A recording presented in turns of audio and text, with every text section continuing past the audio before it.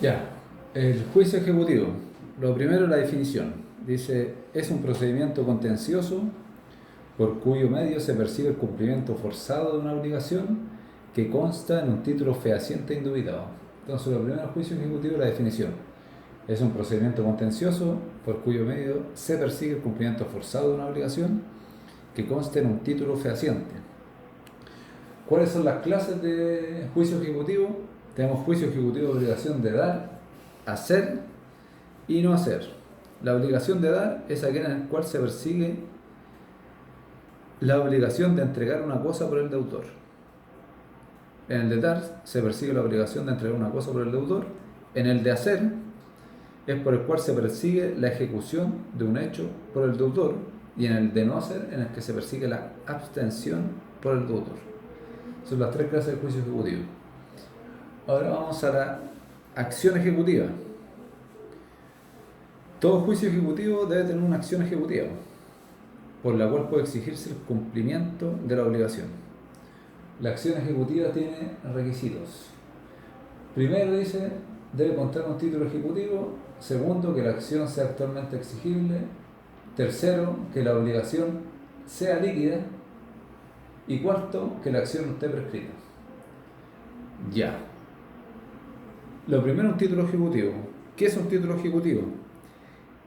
Es un documento al cual la ley le otorga la fuerza necesaria para exigir el cumplimiento forzado de una obligación que consta en él. El título ejecutivo es el documento al cual la ley le otorga la fuerza necesaria para exigir el cumplimiento forzado de una obligación que consta en él. Ya. ¿Cuáles son las características de los títulos ejecutivos? Las características de los títulos ejecutivos son solemnes, son creados por ley y debe contar una obligación de dar, hacer o no hacer. Las características de los títulos ejecutivos son solemnes, son creados por ley y debe contar una obligación de dar, hacer o no hacer.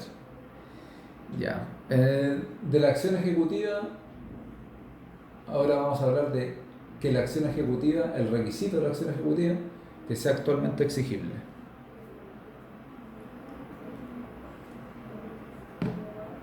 De la DUM, que sea actualmente exigible.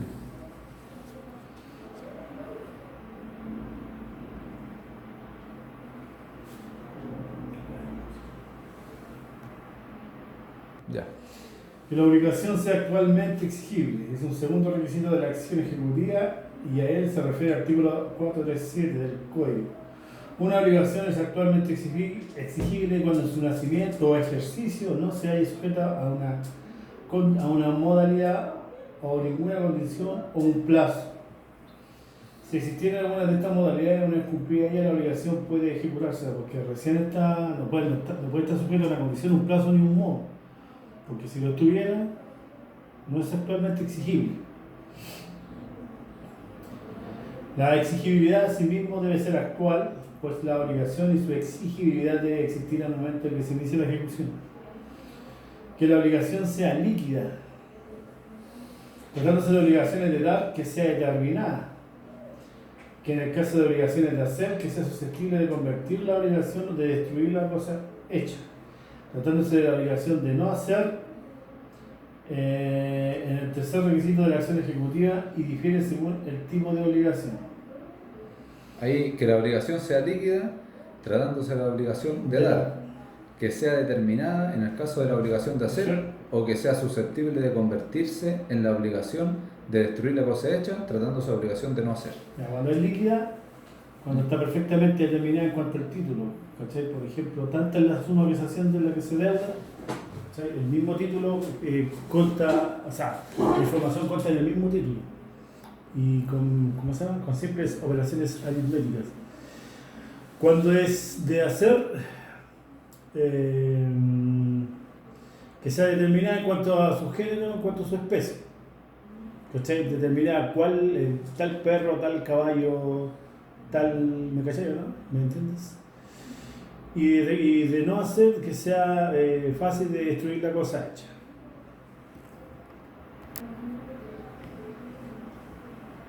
Bueno, por obligación líquida. De que la obligación sea líquida, Y la obligación sea líquida, tratándose de la obligación de dar, que sea determinada en el caso de la obligación de hacer y que sea susceptible de convertirse en la obligación de destruir la cosa hecha, Ya. de no hacer. Obligación líquida. Es el tercer requisito de la acción ejecutiva y difiere según el tipo de obligación que se trate. Obligación líquida. Tratándose de los juicios ejecutivos, la obligación de dar y la obligación debe ser líquida. Una obligación es líquida cuando su objeto se haya perfectamente determinado, sea su especie, su género y cantidad, y por eso es que la ejecución puede recaer sobre una especie o cuerpo cierto que se deba y que existe en poder del deudor, sobre el valor de la especie debida y que no existe en poder del deudor, haciéndose su evaluación por un perito, o sobre una cantidad líquida de dinero o de un género determinado evaluado por peritos. También se entiende que por cantidad líquida la que puede liquidarse mediante simple operación aritmética con el solo dato que el mismo título ejecutivo suministre. El acreedor debe expresar en la demanda ejecutiva la especie o la cantidad líquida por la cual pide mandamiento de ejecución. Y ahora pasamos acá a la obligación determinada, letra B. En el caso de los juicios ejecutivos, la obligación debe ser determinada y lo es cuando su objeto, es decir, lo que debe hacerse por el deudor, es perfectamente conocido y no da margen a equívocos. Esa sería la obligación, juicio obligativo de hacer, ¿no es cierto? Hacer. La obligación de no hacer. Ahora, la obligación convertible cuando es de no hacer. Por último, tratándose de juicio ejecutivo de obligaciones de no hacer, la obligación debe convertirse, es decir, cuando existe la posibilidad de convertirse en la obligación de destruir la obra hecha. Entonces ahí estamos claros. Entonces la obligación de dar es líquida cuando su objeto se haya perfectamente determinado, ya sea un objeto en su especie o cuerpo cierto, o un individuo de género sobre la cantidad y el género determinado. Obligación determinada en el caso de las obligaciones de hacer, cuando se sabe lo que se debe hacer, que sería la ejecución de una obra material o la suscripción de un documento, y la de no hacer cuando la obligación es convertible. Ya, ahora tenemos dentro de los requisitos de la acción ejecutiva, que la acción no esté prescrita. Cuarto requisito de la acción ejecutiva, que la acción no esté prescrita.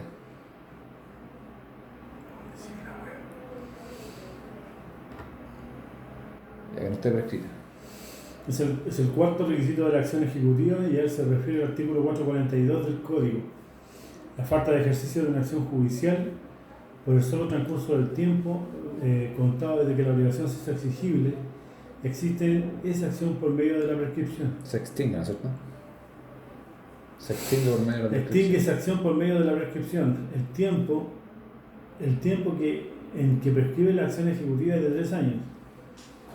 No obstante, en lo anterior existen normas especiales que determinan plazos diversos, así el artículo 34 de la Ley de Cuentas Corrientes Bancarias y Cheques señala que la acción ejecutiva contra los obligados al pago de un cheque protestado prescribe en 1 año, contado de la fecha del protesto.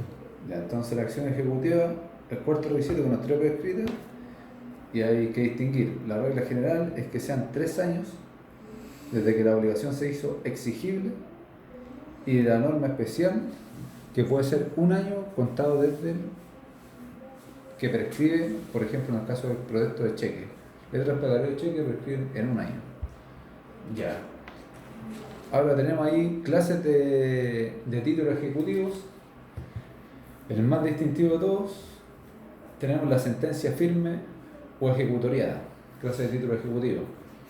Segundo título ejecutivo, una copia de escritura pública, título ejecutivo. 3, tenemos el instrumento privado reconocido judicialmente o mandado a tener por reconocido, y también tenemos el acta de avenimiento pasada ante tribunal competente y autorizado por un ministro de fe.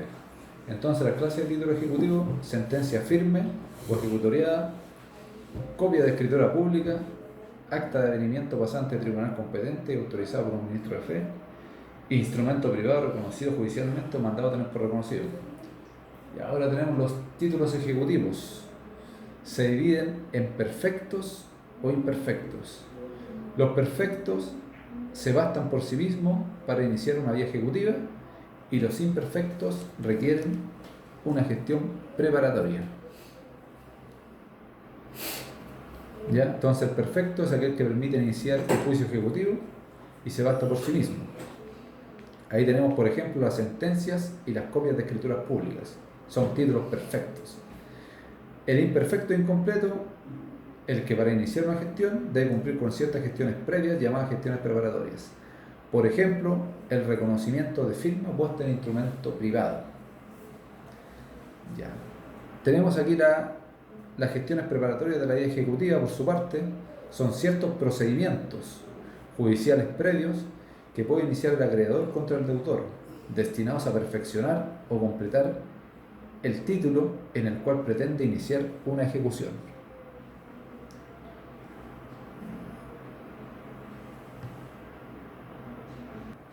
Ya. Títulos, gestiones preparatorias.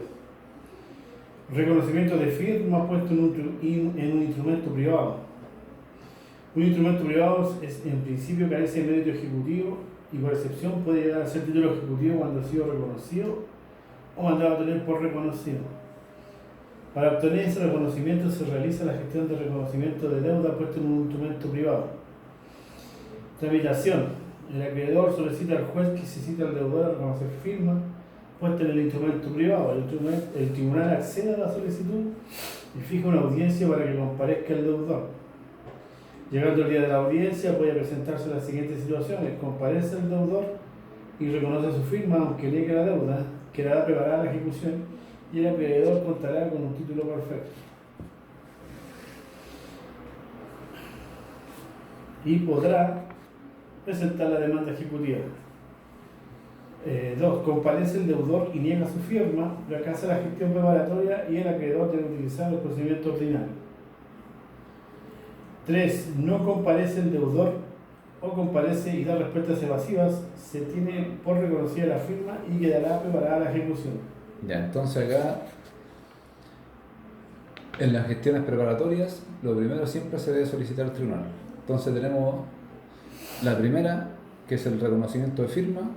Pueden ocurrir tres cosas: comparece el deudor y reconoce su firma. La segunda, comparece el deudor y niega su firma. Y la tercera, no comparece el deudor o comparece y da respuestas evasivas. Ya. Ahora sigamos con la otra: notificación judicial del protesto de letra, pagaré o cheque. Esta gestión se utiliza en aquellos casos en que no ha habido protesto personal de esos documentos y cuando la firma del obligado no aparezca autorizada por un notario o por un oficial de registro civil en las comunas donde no tenga asiento un notario, y por ende el tribunal debe ordenar su notificación judicial.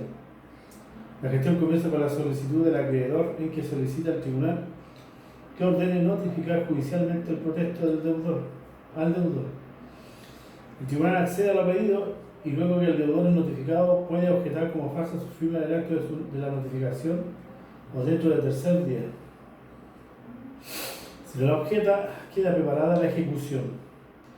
Si la objeta, la gestión fracasa, pero si la firma resulta ser verdadera, puede ser procesado por el delito de estafa. Y acá en esta notificación judicial del protesto de cheque señala que esta gestión preparatoria no se realizará si es que la firma está autorizada ante notario. Ahí no se necesita hacer el reconocimiento de firma. Claro. Ya. Confesión judicial o confesión de deuda, la tercera gestión preparatoria para la ley ejecutiva. Esta gestión es absolutamente distinta a la confesión como medio de prueba. Para realizar la gestión se solicita al tribunal, se cita al deudor a confesar la deuda fijándose una audiencia para ello. Las actitudes del deudor y sus efectos son los mismos que en el reconocimiento de firma puesta en instrumento privado, es decir, llegado el día de la audiencia pueden presentarse las siguientes situaciones. 1. Comparece el deudor Y confiesa. Queda preparada la ejecución y el acreedor contará con un título perfecto y podrá presentar la demanda ejecutiva. 2. Comparece el deudor y niega la deuda. Fracasa la gestión preparatoria y el acreedor deberá utilizar el procedimiento ordinario. 3. No comparece el deudor o comparece y da respuesta evasiva, se le tiene por confeso y queda preparada la ejecución. Y acá en la confesión judicial, entonces también tenemos tres opciones: comparece el deudor y confiesa, comparece el deudor y niega la deuda, y no comparece el deudor o comparece y da respuestas evasivas. Ya. La diferencia con la confesión judicial en esta preparación a la vía ejecutiva, ¿cuál es la diferencia? Que acá el deudor no comparece y a la primera se le tiene por confeso, y en la confesión judicial se cita 2 veces. Si a la segunda no comparece, ahí recién se le tiene por confeso. Ya, entonces el juicio ejecutivo de obligaciones de dar. Partemos con la demanda ejecutiva, continuamos con las excepciones, después viene el término probatorio, la citación de sentencia y la sentencia definitiva. Ya. La demanda ejecutiva dice. La demanda ejecutiva. Lo primero, acá estamos en el cuerno principal, dado que acá hay un cuerno principal y un cuerno de apremio. La demanda ejecutiva se encuentra en el cuerno principal. ¿Qué es la demanda ejecutiva? Es el acto procesal por el medio del cual el actor deduce su acción exhibiendo un título ejecutivo. Esa es la demanda ejecutiva. Es el acto procesal por medio del cual el actor deduce su acción exhibiendo un título ejecutivo. ¿Cierto? Así comienza el juicio ejecutivo de obligaciones de dar. Ya.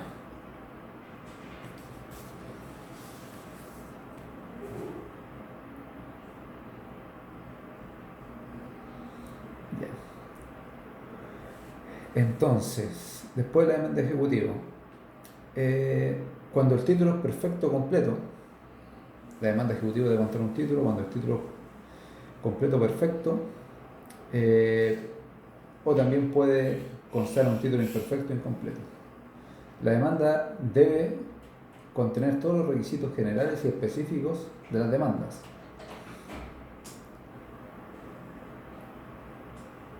Una vez presentada la demanda, ¿qué resolución puede recaer sobre la demanda ejecutiva?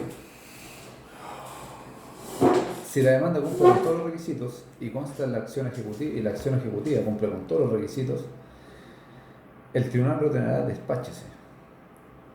Despáchese, mandamiento, ejecución, embargo. Admitida tramitación la demanda, ella debe ser notificada al deudor de acuerdo a las reglas generales.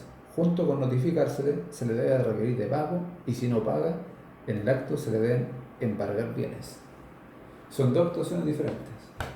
Una vez que el tribunal dicta el despáchese, que es un decreto, se notifica la demanda ejecutiva al deudor en su domicilio. Tiene que ser solamente en su domicilio. Se le puede notificar personalmente si se la encuentra. Si no se la encuentra, se le notifica por el artículo 44, que es la notificación personal subsidiaria, además de dejarle la cédula de espera, que indica un día y hora para que se presente para ser requerido de pago en la oficina del receptor judicial. Ya.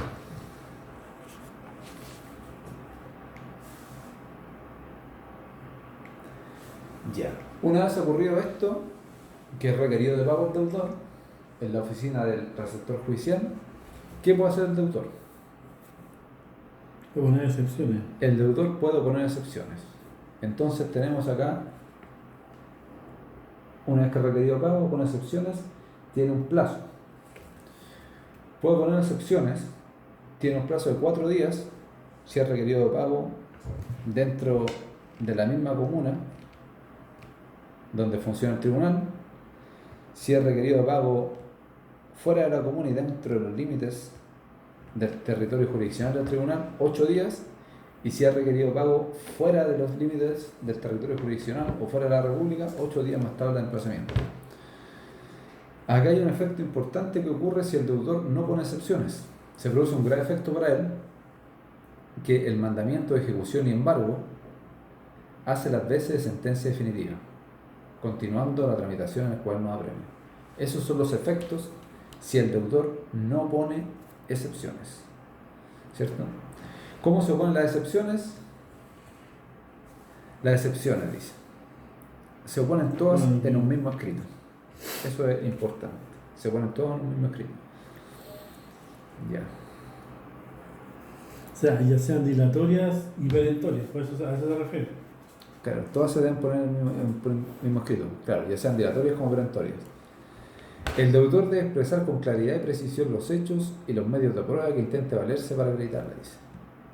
En cuanto al señalar los medios de prueba, para el deudor le basta decir: me valdré de los siguientes medios de prueba.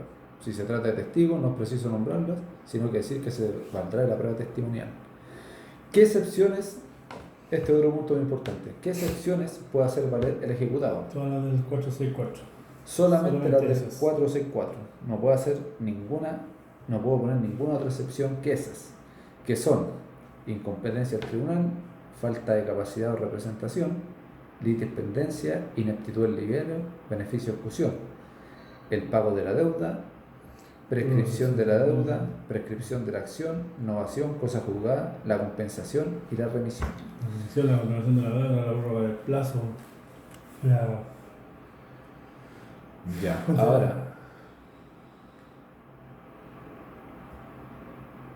el tribunal puede declarar inadmisible la excepción, entonces dicta sentencia definitiva y si las admite abre un término probatorio. Son las dos excepciones. Si la rechaza, sentencia definitiva dicta y se abre el cuerno a premio, y si no, admite, comienza el término probatorio. Ya. Antes que esto, una vez opuestas las excepciones, después viene la contestación que realiza el ejecutante. Contesta las excepciones. ¿Cuál es el plazo que tiene el ejecutante? 4 días para contestar las excepciones. En el escrito, el ejecutante opone las razones porque él estima que deben rechazarse las excepciones del deudor. Entonces, el deudor opone excepciones, el ejecutado opone excepciones y el ejecutante contesta las excepciones. Después de esto, el tribunal resuelve si admite o no admite las excepciones. Ya, si admite las excepciones, ¿qué puedo hacer? Bueno, aquí antes hay que señalar antes del término.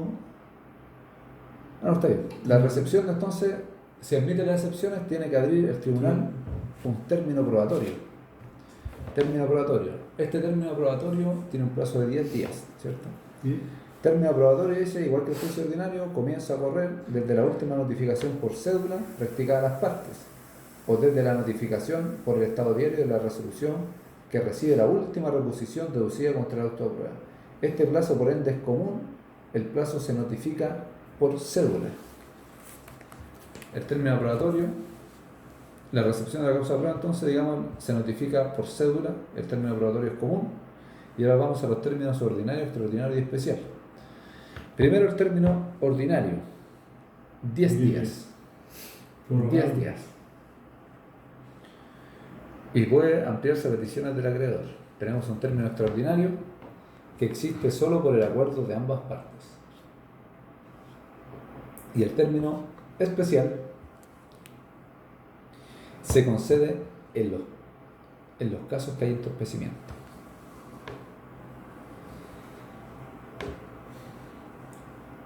Terminado el término probatorio, viene el trámite de observaciones a la prueba. ¿El plazo cuánto es? 6 días para observaciones a la prueba. Después de las observaciones a la prueba, seguimos con la citación o sentencia. Citación y sentencia. Cuando se produce, una vez vencido el plazo de observaciones a la prueba, se hayan o no presentado escritos, el tribunal citará las partes de sentencia. Posterior a la citación y sentencia, tenemos la dictación de la sentencia, ¿cierto? La sentencia definitiva. Ya, el plazo para dictar la sentencia definitiva es de 10 días, contados desde que el juicio quede concluido. 10 días desde que el juicio quede concluido. El juicio queda concluido o desde la citación y sentencia o desde que se cumplió alguna medida para mejor resolver, que haya decretado el tribunal. Ya. ¿Cuáles son las clases de sentencias que se pueden dictar en el juicio ejecutivo? La sentencia dictada puede ser absolutoria o condenatoria. La absolutoria es la que acoge una o más excepciones, rechaza la demanda y ordena alzar el embargo. Entonces, las clases de sentencias son absolutoria y condenatoria. La absolutoria es la que acoge una o más excepciones, rechaza la demanda ejecutiva y ordena alzar el embargo. Después tenemos la sentencia condenatoria, que puede ser de dos clases, de pago o de remate. La sentencia condenatoria de pago es aquella que se dicta cuando el embargo ha recaído sobre dinero o sobre la especie de vida. La de pago es cuando recae sobre dinero o sobre la especie de vida. La sentencia de remate es aquella que se dicta cuando ha recaído sobre bienes que es preciso rematar para hacer el pago del acreedor. La sentencia de pago se cumple con la entrega al acreedor del dinero o la especie de deuda. Así se cumple. Entrega el dinero o la especie de deuda. Y la sentencia de remate, en cambio, precisa vender los bienes embargados para pagar al acreedor. La sentencia de pago, si hay recursos pendientes para poder cumplirse, se debe rendir caución. En cambio, la sentencia de remate no. Ya. Cumplimiento de la sentencia de pago puede cumplirse una vez que se encuentre ejecutoria la sentencia. La sentencia de remate puede cumplirse en cuanto a revisar los bienes embargados una vez notificada la sentencia. Esa es la diferencia.